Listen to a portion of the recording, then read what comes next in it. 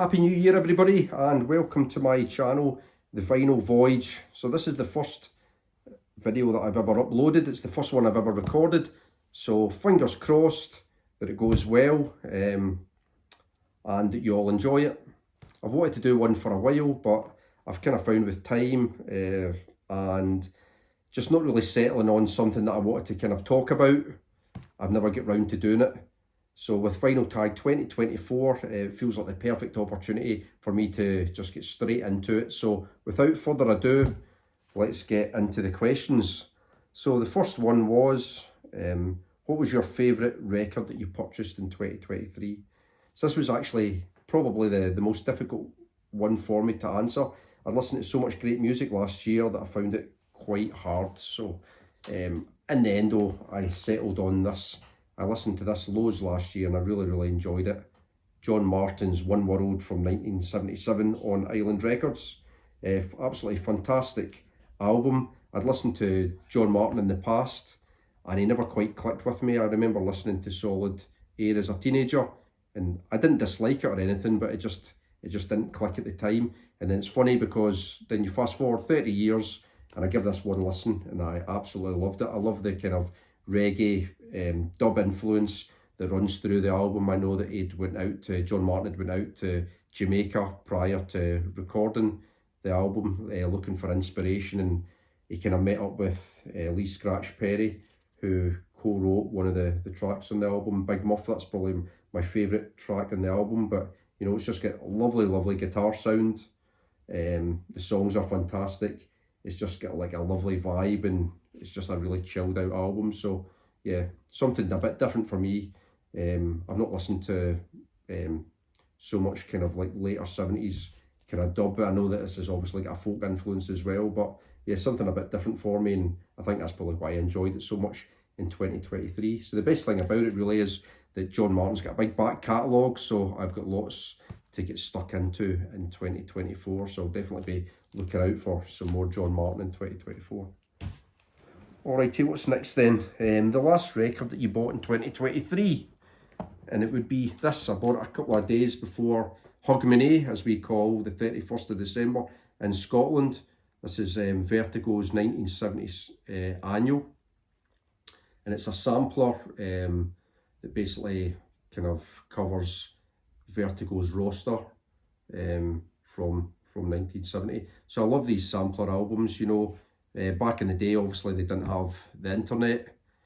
Listeners wouldn't have had YouTube, so you couldn't, you know, just go in and have a listen before you went out and, you know, purchased an album. So it was ideal. These samples gave you a little taste of the different artists that were signed up to a label. So I thought Vertigo, so obviously a classic label in terms of prog and later psych type stuff. Some of the highlights then on Vertigo's Annual from 1970 would be that opening track from Colosseum that's on Valentine Suites, an absolute belter. Jimmy Campbell's, that would be my favourite track. Half Baked. If you've not heard Half Baked, you've got to go and listen to it. If you're a fan of Nick Drake, it ticks the box. Alternatively, if you're a fan of Zeppelin, those heavier passages and Jimmy Campbell's Half Baked tick the box as well. So like, what more could you ask for? A mix of Nick Drake and Led Zeppelin, absolutely fantastic. And the Affinity, the song by Affinity is brilliant as well. And this one here, Manfred Mann's Chapter 3, it's One Way Glass. That song was used in the soundtrack for the Kick-Ass movie. It's a really cool song as well. But you've got Doctor Strangely Strange, Sabbath, Nucleus, some cracking jazz rock in there as well from, I think it's Elastic Rock's the track. So yeah, highly recommend that as well. Vertigo's Annual from 1970, a great sampler. So the next question is a band or singer who released 2 or more albums in the same year. So obviously if you go back to the 1960s, that happened fairly often. Bands like the Beatles, the Kinks, the Stones could knock out albums really quickly. You don't see it so much nowadays, but last year the Coral stuck out 2 in the same day. They stuck out Sea of Mirrors which was this one here. I think this was their kind of main one. This is on Azzy Records. It's got that cool little Azzy Obi there. It's signed by the band. And they also released this one here, which is Holy Joe's Coral Island Medicine Show. This is actually my favourite one of the two. It's like kind of old style murder ballads. It's got that kind of skiffle influence. This one here, it's really cool as well. It's a little bit more produced. This one, Sea of Mirrors, the idea behind this, it's a concept album where it's a fictional soundtrack for a fictional Italian spaghetti western. It's got really cool kind of songs on it with fuzz guitar, and it's got that whole kind of psychedelic vibe going on, 70s psychedelic vibe. But for me, out of the two, that's the one I really enjoyed with the murder ballads on it. A lot more sparse acoustic, but yeah, just fantastic. I think the Coral as a whole are such a consistent band. If you don't know them, go check them out. They are just almost like a quintessential Liverpool band. They just sound like Liverpool. I think they come from like a little town right on the coast, and if you suppose compare them to anybody, they kind of sound like Lee Maver's the La's. They've got that kind of sea shanty acoustic kind of 1960s vibe about them, but like just massively consistent. All the albums they put out are fantastic, so they're always a safe bet for me. But yeah, that was my two albums released by the same band in the same year. Okay, the next one then. If you could only listen to music from one decade, which decade would you choose? If you'd asked me that as a teenager, it would have been without a doubt the 1960s. I was kind of obsessed with the Stones and the Beatles and the Who when I was a teenager. But then as the older I've got, I've kind of get into like other decades of music and different styles of music. I kind of narrowed down, like 67 to 74 is my favourite kind of period of music. And I kind of just find that a lot of the bands that I like, they probably released their best albums in the early 70s. And then if you go into further into the 70s, obviously you've got punk, and you've got the start of two-tone and stuff like that as well, which I really like. So, and you've got all those great soul acts, and you've got the start of hip-hop. So yeah, the 70s just shade it for me. Ask me 30 years ago, I would have definitely said 100% the 60s, but 70s would be my favourite decade now, I think. Question number 5 was show a record by a band or singer from Manchester. Again, that's a pretty hard one because there's loads of great bands and singers that have come out of Manchester, but I'm going to go for the Buzz Cox, Another Music in a Different Kitchen. I love this album, probably my favourite punk album, with my favourite song that opens up side 2, I Don't Mind. It's a fantastic song, along with Fast Cars and No Reply, great songs as well. But yeah, just loads of energy, loads of attitude. That's my album from Manchester. Buzz Cox, Another Music in Another Kitchen. Great stuff. Number 6, which band or singer did you listen to the most in 2023? So that's an easy one for me. By miles, I listened to Half Man, Half Biscuit the most in 2023. I listened to loads of their stuff on MP3 and on streaming as well. This was their last album, I think, from 2022, the Volterol Years, and it's probably one of their best albums, I think. I'm Getting Buried in the Morning's a great one to open up the album. I love Midnight Mass Murder as well, which is a kind of great, it's got that kind of great football chant vibe to it. But the thing I love about Half Man, Half Biscuit, I think it's really difficult to put humour into music, and I think like they're the masters of it. The great little puns and plays on words, along with like catchy melodies, and yeah, they're just, I don't know, just a funny band. Great lyrics. So I listened to a few of their albums. I listened to this one here. I won't read this out due to the profanity, but you can read the album title. That's great. I love Renfield's A Foot, is such a cool song on this, and Knobheads on Quiz Shows is great as well. And the other one I was listening to a lot on vinyl was Urge for Awful. The other couple I think that I listened to from Half Man, Half Biscuit last year, I listened to Achtung Bono, a lot. Unfortunately, that's not on vinyl yet, so I'm kind of waiting for a release of that. And I also listened to, was it Four Lads That Shoot the World, which is a great album. So yeah, fingers crossed these get reissued on vinyl, because some of their early stuff's really, really expensive to pick up. But yeah, it's great as well. Next one then, show 7-inch records. So I'm not really one for 7 inches, so I've kind of dug out what I've got. I've got a few like decent ones, but to be honest, I don't really listen to them overly much. This one's quite cool though. Originals from Marvin Gaye.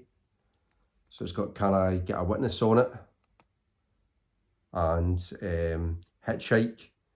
But you know, it's a pretty substantial EP. It's got 6 songs on it, so I should listen to it more, but I can never be bothered. I've got a Rega 3, so I can never be bothered switching from 33 to 45, and that's probably why I don't listen to that one as much.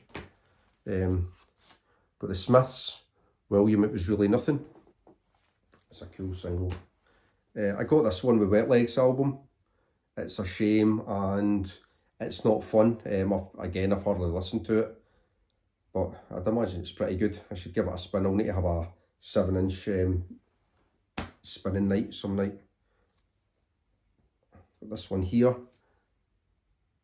So this is my pal, or a couple of my pals released like a double A side, and my mate here, Graham Allen, he's like really, really into Big Star, so you can see that kind of Big Star influence from the second Big Star album in the cover, and I think the song's about Jody Stevens, the drummer, a Big Star, and then on the other side, my other pal, Marky Boy of Destiny. I think that's a really cool cover, that. So it's really kind of him. My son, he was 12 at the time, and he just got a record player, so my mate sent him up his single so that he has something to play on it, so that was like one of his first records.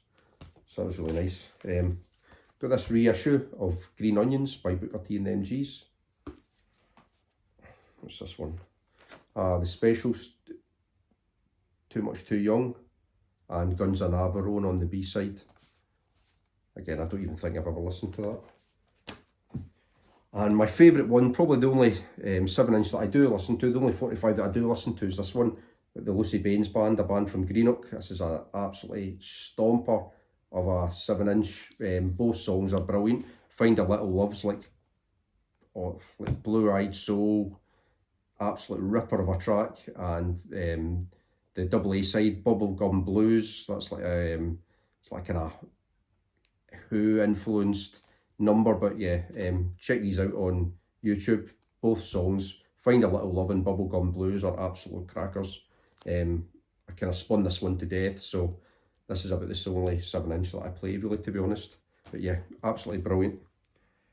Next one then, who's coming to your party? 4 music-related people to come to an imaginary dinner party. So I thought long and hard about this one, and I thought, you know, will I take Keith Moon? Will I take Jim Morrison? Van Morrison? But then I thought, you know, this is my dinner party in my house. They're going to absolutely trash my house. They're going to wreck it. They're going to drink all my booze. So I thought, no, I don't want these guys at my house. I want conversationalists. So the guys that I chose to come round, I thought John Peel would be great. He's probably got a story or two, you know, about his time in the music industry and all the different bands that he'd listened to and championed over the years. So John Peel. I thought maybe David Bowie would be a good guy. David Bowie always seemed, you know, ready to break out into impromptu song. So I thought if I maybe brought out a Casio tone keyboard, he might maybe play a few of his new songs that hadn't been released yet. So that's why I chose David Bowie. Who else did I go for? Emmett Ertegun, founder of Atlantic Records, you know, and supposed all-round nice guy. So who knows more about music than Emmett Ertegun? He must have had so many great stories that he could regale you with during your dinner party. And the last one I went for, because he seemed like a nice guy as well, was Leonard Cohen. And like, you know, being a kind of ex-Buddhist monk and a very disciplined chap, I think Leonard Cohen would be the type of person that would help you with the washing up at the end of the night as well. So that's why I went for Leonard Cohen. he'd have a story to tell as well. The next one then, we lost him. Choose a musician who passed away in 2023. So for that one, I went for founder, songwriter and guitarist of Television, the amazing Tom Verlaine. So I've got this album, I think this is from 1992, one of his solo albums, Warm and Cool. It's like fully instrumental, kind of shows off his amazing prowess in the guitar, and obviously it was a sad loss to music and like alternative music. I was reading that he passed away at 73 of prostate cancer, so yeah, that wasn't the best, but yeah, I'm a massive Television fan, and I'm still kind of getting into this one. It's a bit more experimental, this album, but I've kind of enjoyed what I've listened to, and need to probably give it a few more listens, but yeah, absolutely love Television, so R.I.P. Tom Verlaine. What's up next then? Imagine you could only listen to music from one country. Oh, that was so hard. It would really come down to England or America. But in the end, I would need to go for England, because a lot of my favourite bands, the Who, the Kinks, the Jam, the Stone Roses, the Beatles, you know, are obviously all English bands. So yeah, I'd need to go for England. Obviously, I'm missing out on Dylan, like all the amazing soul that has come out of the States, the funk scene, hip hop. So there would be loads that you'd miss out on, but I would need to, yeah, it would need to be England. That has to be. So that answers that one. Name 3 vinyl community channels that you discovered in 2023. I don't generally listen to singular channels other than the Noble Records one. I really like Dylan's videos in Noble Records. I love like all these kind of obscure psych and prog, hard rock videos that he does. But some of the other ones that I've enjoyed, Sea Tranquility, for all the prog videos that they put out. I've been watching a little bit of, is it Robert Fitton? I think he's pretty funny. He's got like a cool personality, and I don't know, I've enjoyed watching some of his videos. I really liked the one that he spoke about, you know, that he did a video for his mum and the music that had been in, you know, he'd kind of started listening to through his mum, and I could kind of relate to that as well. His mum had passed away, and yeah, he'd still had that connection to his mum through music, so, you know, I could really relate to that. He did a video on Valentine's Day, you know, around that subject, so that's something I might think about doing as well, I think. Another one would be, I like Sublime Media as well, what I've watched of his channel. He talks about a lot of like really cool old psych records from the 60s, so that's been another good one as well. Next one then, show a record you bought when you were a teenager. So I'm going to go for Viva Hate by Morrissey.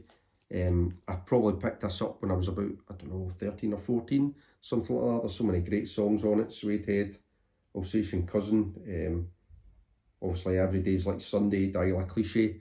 Lots of great stuff on this, but I can remember digging for this as a teenager in like a little second-hand market. And I remember at the time it would have probably been, yeah, like early 90s.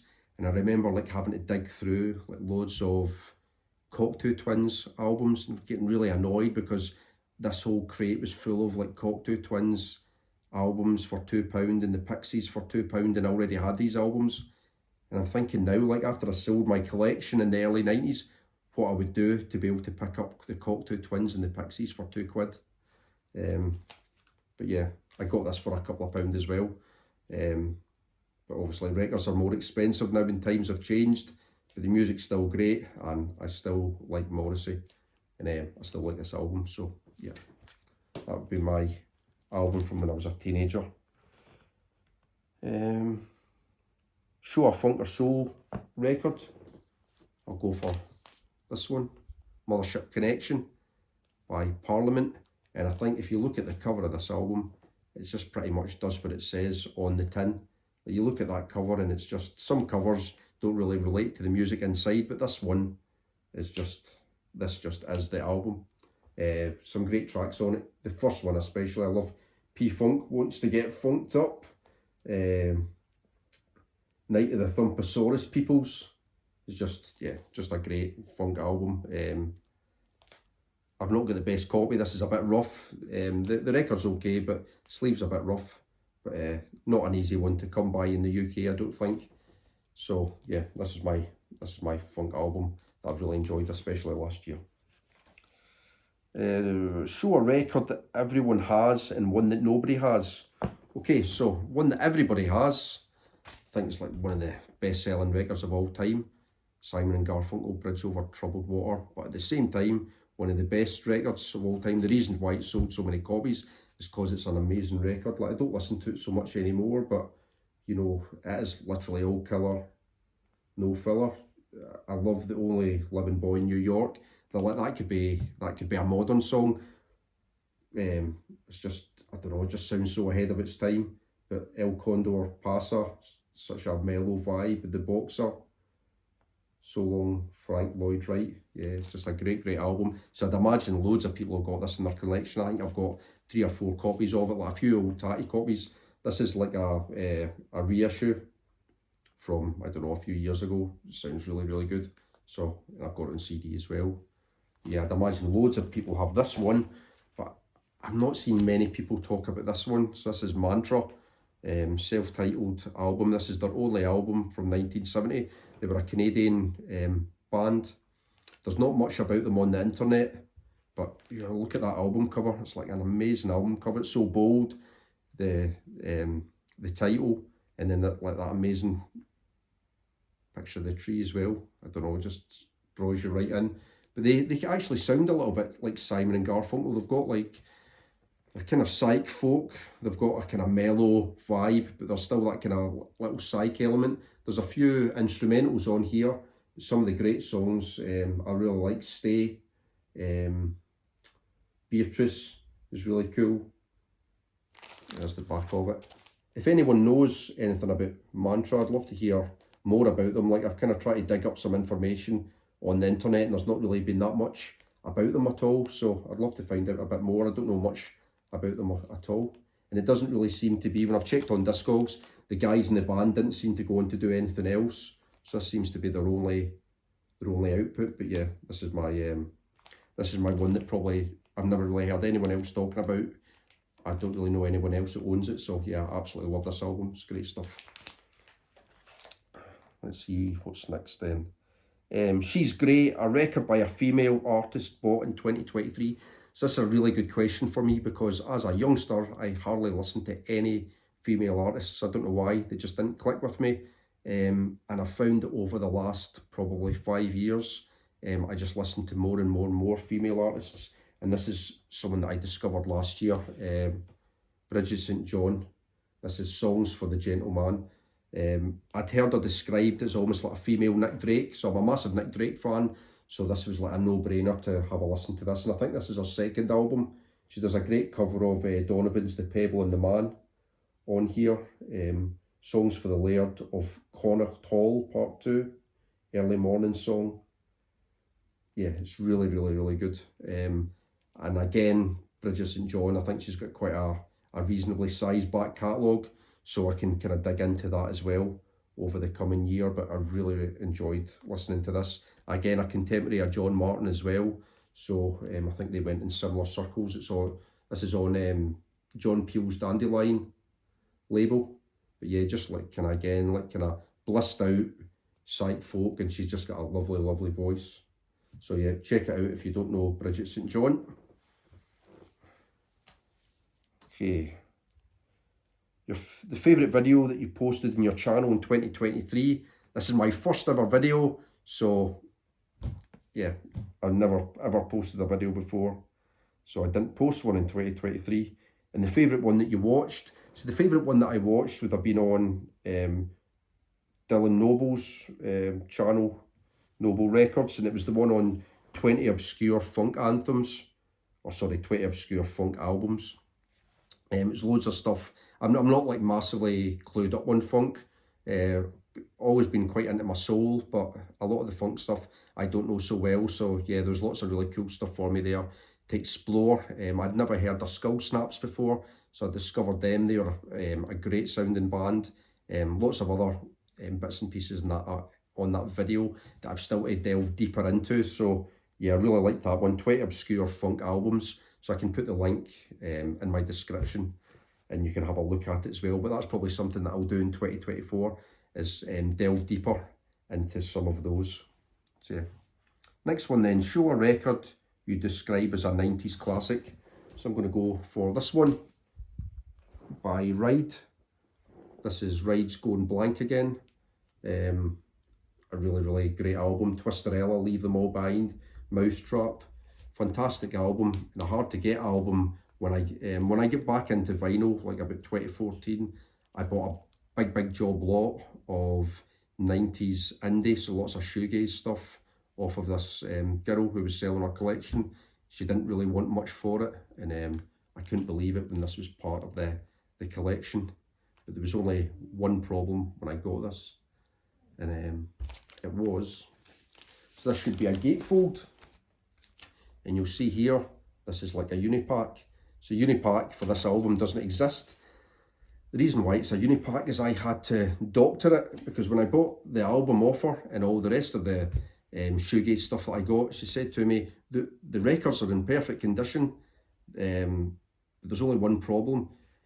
I snipped out the poster in the middle. And I said, oh, what do you mean you snipped out the poster? And she said, oh, you know the picture of the band when you open up the gatefold? I snipped that out so that I could put it up on my wall. So what she did was she'd opened the gatefold and cut out the picture in the middle of Ride and stuck it on their wall. So I've had to doctor it all, but hey ho, the records are in great condition, and it's a great album, so it's still one of my favourites. So yeah, Ride, Going Blank Again. See what's next then. If you could walk into a record cover, which one would it be? So yeah, I went for this one, this album, The Crack by The Ruts, later 70s punk album, 1979. This got such a cool cover. It was painted by John Howard. So it's almost like a punk version of Sgt. Pepper's. So I believe here, correct me if I'm wrong in the comments, but I believe that this is the Ruts here. I think you have, let me see, some of the other celebrities. I think here you have the astronomer, what's his name? I forget his name. Here you got John Peel, for some reason, holding a chocolate bar to a schoolgirl.